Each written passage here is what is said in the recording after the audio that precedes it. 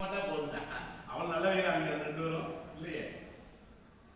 சின்ன வயசுல ஸ்கூலுக்கு போச்சுனாங்க போல கேட்டுனா சின்ன வயசுல கல்யாணம் முடிச்சுனாங்க முடிச்சுட்டாங்க.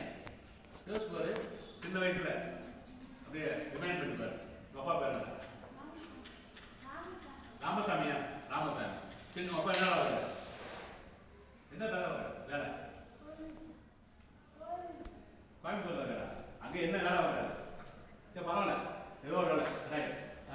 இவனுக்கு என்ன சொல்லுவோம்? உங்க அப்பா என்ன இருக்கு? ரைட்டு. பேரு மணிகண்டன். ஓகே. யோசிச்சு பாருங்க, சின்ன வயசுல படிக்க போல ஆனால் கல்யாணம் முடிச்சிட்டாரு.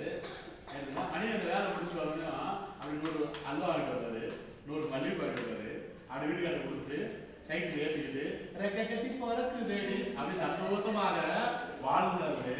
இப்ப எப்பறம் இருக்கு வீட்டுல? யோசிச்சு பாருங்க, அப்படியே முறைச்சிட்டே இருப்பாங்க வரும் வீட்டுல. எப்ப பாருங்க புருஷங்க பாத்துருக்கீங்க வீட்டுல அப்பாவும் அம்மா முறைச்சு பார்த்தே இருப்பாங்க. சந்தோஷமா பேச தெரியாது, சந்தோஷமா சிரிக்க தெரியாது. அப்படி பொம்மை மாதிரியே போவாங்க, பொம்மை மேலே போவாங்க. பொம்மை கல்யாணத்துக்கு புதுசாக அப்படி சந்தோஷமா இருக்கும், சந்தோஷமா இருக்கும், ஹாப்பியா இருப்பாங்க. அப்படியே டெய்லி மகிழ்ச்சியா கோயிலுக்கு போவாங்க, ஊர் சுற்றுவாங்க. இப்ப சந்தோஷம் என்னன்னு தெரியாது. காரணம் எங்க என்னைக்கு உங்களை பெற்றாங்களோ அன்னைக்கு அவங்க வாழ்க்கை நாசமாக போச்சு. என்னைக்கு உங்க காரணம் என்னன்னா, சின்ன வயசுல படிக்கல, சரினா படிச்சுனாங்க போல, அப்புறம் சின்ன சின்ன வேலையை பார்த்துருந்தாங்க, வாழ்க்கை நடத்த வச்சாங்க. இப்ப உங்களுக்காக மட்டும்தான் வாழ்றாங்க.